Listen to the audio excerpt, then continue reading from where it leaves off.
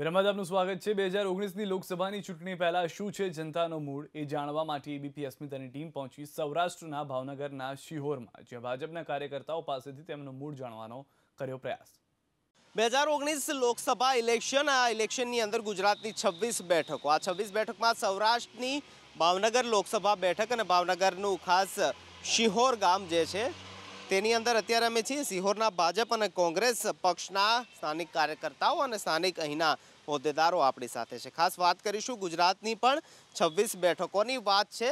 એક તરફ 26 બેઠકો જળવાશે કે નહીં તે પ્રશ્ન છે, તો બીજી તરફ ગુજરાતની અંદર જે 14ની અંદર ખાતું નહોતું ખુલ્યું તે ખાતું ખુલશે કે નહીં તે પણ મોટો પ્રશ્ન છે। પણ સૌથી પહેલાં ભાજપ પાસે વાત કરીશું। ખાસ શું કહેવા માગો છો કે આ પ્રકારની સ્થિતિ ગુજરાતની 26માંથી કેટલી બેઠકો કે જ્યાં એવું લાગે છે કે થોડી મુશ્કેલ છે? મારા ખ્યાલ પ્રમાણે લગભગ ગુજરાતની અંદર એક પણ સીટ એવી કોઈ સત્તાવાળી દેખાતી નથી, કારણ કે ભારતીય જનતા પાર્ટી જે વિજયભાઈના શાસનની અંદર જે ગુજરાતની અંદર જે વિકાસ જે થયેલો છે એનું અનુસંધાન 26 બેઠકો ભારતીય જનતા પાર્ટી એ જીતીને આવશે। 2014માં પણ જીતી હતી। અને ભાવનગરની ખાસ કરીને વાત કરીએ તો ભાવનગરની લોકસભાની સીટ ગયા વખતે અમારા સાંસદ ભારતીબેન શિયાળ 3 લાખ કરતાં પણ વધારે મતોથી જીત્યા હતા।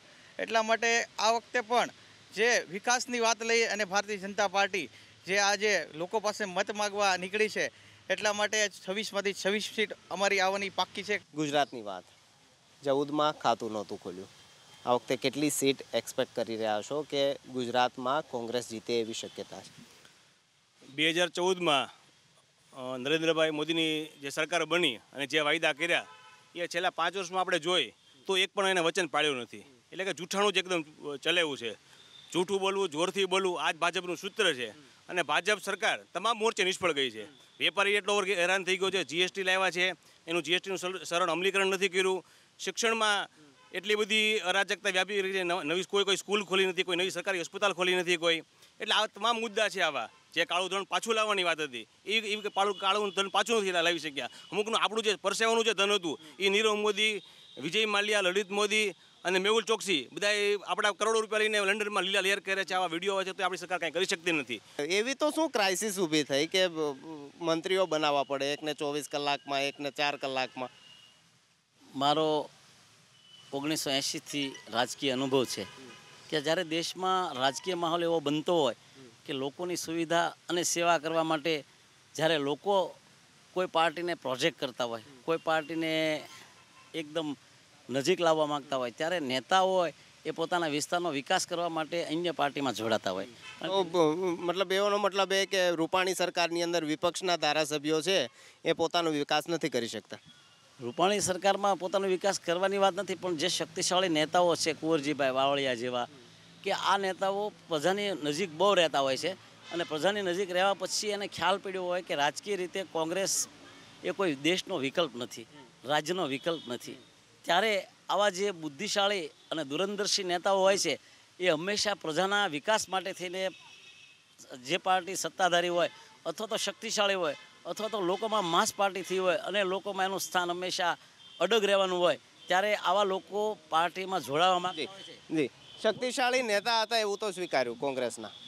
શક્તિશાળી નેતા જવાહર ચાવડા ને, એમને કુંવરજીભાઈની વાત કરી। કુંવરજીભાઈ, જવાહરભાઈ 100% શક્તિશાળી નેતા, પણ કોંગ્રેસમાં હતા ત્યારે એ શક્તિશાળી નહીં અને એનામાં ગયા પછી શક્તિશાળી છે એ વાત છે। સ્થાનિક જે પ્રશ્નો, સ્થાનિક મુદ્દાઓ છે તે કંઈક ને કંઈક મુશ્કેલી ઊભી કરશે, કારણ કે શહેરો તો આપ બચાવી શકશો પણ ગ્રામીણ વિસ્તાર, ગ્રામીણ લોકોનો રોષ કઈ રીતે બચાવશો? મારે આજે કોંગ્રેસના મારા મિત્ર જે વાત કરી સૌની યોજનાની વાત અને પાણીની વાત કરી છે, તો મારે એમને કહેવું છે કે હમણાં જ હજુ થોડા સમય પહેલાં જ સૌની યોજનામાં લિંક 2માંથી આપણે શેત્રુંજી ડેમ, જે સૌરાષ્ટ્રનો મોટો ડેમ છે, તે ડેમમાંની અંદર પણ આ નર્મદાના નીર આવી ચૂક્યા છે અને એ શેત્રુંજી ડેમ જે છે એ ભાવનગર શહેર અને જિલ્લાના બધા ગામડાઓને પાણી પૂરું પાડે, અત્યારે પણ પાણી પૂરું પાડી રહ્યો છે। એમાં એવું છે, નરેન્દ્રભાઈ મોદીની જે લોકચાહના છે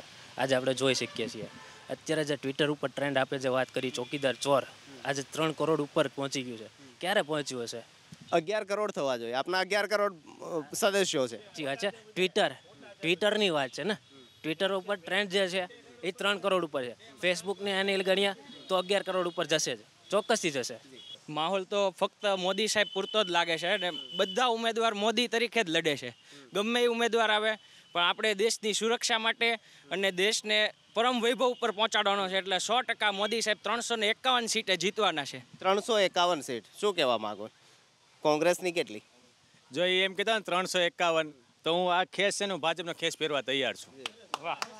જો 351 આવે ને, બાકી મને ખબર છે મોદી છે સાહેબ છે એ 200 ની નીચે આવવાના છે, 200 ની ઉપર નથી જવાની, મારું ફાઇનલ છે. પ્રિયંકા ગાંધીની એન્ટ્રીથી અમને પૂરો વિશ્વાસ છે કે કોંગ્રેસને વધુમાં વધુ સીટો મળશે અને પ્રિયંકા ગાંધી એ એવો ચહેરો છે, લોકપ્રિય ચહેરો છે કોંગ્રેસ માટે, એટલે અમને પ્રિયંકા ગાંધીના હિસાબે સારી એવી સીટો મળશે તેવી અમને આશા છે. ગઠબંધન તો સાહેબ જે છે એની સાથે રહેવાનું જ છે, પણ સામેની પાર્ટીને પણ એટલું પૂછી જુઓ, એ એકલી નથી લડતી, એ પણ ઘણા બધા પક્ષો સાથે પોતાની વાત કરીને વાત કરે છે, માત્ર આક્ષેપો કરે છે કોંગ્રેસ ઉપર. એટલે અમે જ્યાં પણ છીએ જેટલી મજબૂતાઈથી, અને આવનારી સરકાર પણ કેન્દ્રની અંદર કોંગ્રેસની બનવાની છે. 26માંથી કેટલી? સાહેબ, નરેન્દ્ર મોદી સાહેબના જે રીતના ગુજરાતમાં અને રાષ્ટ્રમાં કામ કરી રહ્યા છે એ જોતા અમારું સ્પષ્ટ માનવું છે કે મેક્સિમમ સીટો અમારી જ હશે. મેક્સિમમ કેટલી? એટલે એના વિશે હું ચોક્કસ આંકડો તો નહીં આપી શકું. 26 ભાજપના કમળો, એમાંથી કેટલા કમળ એવા કે જેમાં વધુ ખાતર નાખવાની જરૂર, વધુ પાણી પાવાની જરૂર, વધુ માળી રાખવા પડશે, ધ્યાન રાખવા માટે? પણ ગુજરાતની 26 સીટમાંથી એક પણ સીટ એવી નથી કે જ્યાં માવજત કરવાની જરૂર પડે. ફક્ત ને ફક્ત અમારે ગુજરાતની રાજ્યની અંદર પણ ભારતીય જનતા પાર્ટીની સરકાર છે ને કેન્દ્રમાં પણ જે સરકાર છે નરેન્દ્રભાઈ મોદીની, આ સરકાર દ્વારા જે કામો કરવામાં આવ્યા છે, લોકહિતના જે કામો કરવામાં આવ્યા છે, મા અમૃતમ કાર્ડ હોય કે પછી આરોગ્યને લગતી જે સેવાઓ આપવામાં આવી છે, જે કામ કર્યા છે, અને રાષ્ટ્ર લેવલે જે નરેન્દ્રભાઈ મોદીએ જે એમનું નેતૃત્વ બતાવ્યું છે, એ જોઈને જ લોકો મત આપવાના છે. ને ગુજરાતની અંદર તો 26 સીટ આવવાની જ છે. ઓલ ઇન્ડિયામાં પણ જે ગયા વખતે જે સીટો હતી એનાથી પણ વધારે સીટોથી ભારતીય જનતા પાર્ટીનો ઉમેદવાર ઈચ્છો કોઈ આ પ્રકારના હોવા જોઈએ? 26 ભાજપના જીત છે ભાવનગરથી, કે કોંગ્રેસ પાસે ઉમેદવાર નથી, એને રાષ્ટ્ર વિરોધી તાકાતો જે છે ને એને બધાને ટિકિટો આપવી પડશે. હાર્દિક પટેલ, જિગ્નેશ મેવાણી, પછી અલ્પેશ ઠાકોર, ચંદ્રશેખર રાવણ જે કહેવાય છે યુપીમાં, પછી ઉમર ખાલિદ, એવા બધા ટિકિટ આપવી પડે છે. ભાજપ પાસે ઉમેદવાર છે પૂરેપૂરા, આ લોકો પાસે ઉમેદવાર પણ નથી, એને ગોતવા પડે છે દેશ વિરોધી તાકાતો. સારા નેતા નથી કોંગ્રેસમાં? સારા નેતા હોય તો અત્યારે જે એમના મહામંત્રી બન્યા ને યુપીની જેને જવાબદારી હોપી, એને જો રાવણ આગળ જવું પડતું હોય તો એથી વિશેષ બીજી તકલીફ કઈ કહેવાય કોંગ્રેસ માટે? 26માંથી કેટલી? મુખ્ય કેટલી? 26માંથી હું આપને એબીપી અસ્મિતાના માધ્યમથી જણાવવા માંગુ છું કે 26માંથી 26 સીટ કોંગ્રેસની આવે છે. એનું એક જ કારણ છે કે લોકો આ વખતે નહીં છેતરાય. જ્યારે મતદાન કરવા જશે લોકો, બરોબર છે, ત્યારે જે નરેન્દ્રભાઈ મોદીએ વચન આપ્યા હતા કે કાળું નાણું પાછું લાવશું, જીએસટીનું સરળ અમલકરણ કરશું, દરેકના ખાતામાં 15 લાખ રૂપિયા ટ્રાન્સફર કરશું, તો આ જ મહત્વના મુદ્દા છે. ભાજપનું હંમેશા એવું સૂત્ર રહ્યું છે કે જૂઠું બોલવું, જોરથી બોલવું અને વારંવાર બોલવું. પણ આ બધા મુદ્દાઓ લોકો સુધી, જે મતદારો છે તેના સુધી પહોંચાડવામાં કોંગ્રેસ કેટલી સફળ રહી? કોંગ્રેસ સફળ છે, સફળ રહેશે. હું તમને 2-3 વાત કરું કે નરેન્દ્ર મોદીએ 15 લાખ ખાતામાં નાખ્યા, આ લોકોને બધાને આવી ગયા છે, અમારે બધાને આવી ગયા છે. પછી કાળું નાણું પાછું આવી ગયું છે, જેટલી નોટું છાપી એટલી ને એટલી નોટું પાછી આવી ગઈ. એટલે આ બધા હંબગ છે, ખોટા બકવાસ છે. હું તમને એક સ્થાનિક વાત કરું. ભૂતકાળમાં જ્યારે કોંગ્રેસની ભાઈએ વાત કરી ને, અમારા ભાજપના મિત્રે, ભૂતકાળમાં કોંગ્રેસની સરકાર હતી, એણે જે બોર અને ડાર બનાવ્યા છે ને, એના સાક્ષી છે આ ભાઈ. એના અનુસંધાને અત્યારે શિહોરની પાણી, પબ્લિકને પાણી મળે છે. બાકી કેટલાય વિસ્તારમાં પાણી પણ હજી નથી મળતું. તમે જોઈ લો આ વિસ્તાર, અહીંયા રાજીવનગરની પાછળનો વિસ્તાર, 15 દિવસે પાણી નથી મળતું સાહેબ. સ્થાનિક જે પ્રકારની વાત, છેલ્લો એ પ્રશ્ન કે કોંગ્રેસ શું ઉમેદવાર ઈચ્છી રહી છે? કારણ કે કોંગ્રેસની અંદર ઉમેદવાર જાહેર થાય ત્યાર પછી ભડકો થતો હોય છે, જો નુકસાન થતું હોય, ડેમેજ થતું હોય, એનું કંટ્રોલ કરવું મુશ્કેલ થતું હોય છે. શું ઈચ્છે ભાવનગરની અંદર?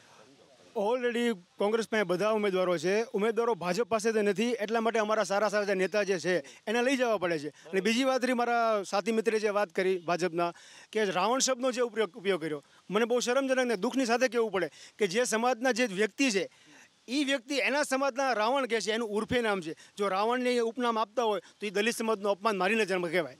અલગ અલગ પ્રકારના મુદ્દાઓ ખાસ સિહોરની જનતા અને સિહોરના જે ભાજપ કોંગ્રેસના કાર્યકર્તાઓ હોદ્દેદારો જે રીતે બની રહ્યા છે, બંને પક્ષોને વિશ્વાસ છે સરકાર બનવાનો પણ, અને બંને પક્ષોને વિશ્વાસ છે 26માંથી 26 બેઠકો જીતવાનો. પરંતુ આખરે જ્યારે ગુજરાતના મતદારો મતપેટીનો ઉપયોગ કરી મતદાન કરવા જશે, પોતાનો મત આપશે, ત્યારે જ નક્કી થશે કે ખાસ ગુજરાતમાંથી 26 જે સાંસદો છે તે કયા પક્ષના વધુ દિલ્હીની સલ્તનત સુધી પહોંચી રહ્યા છે.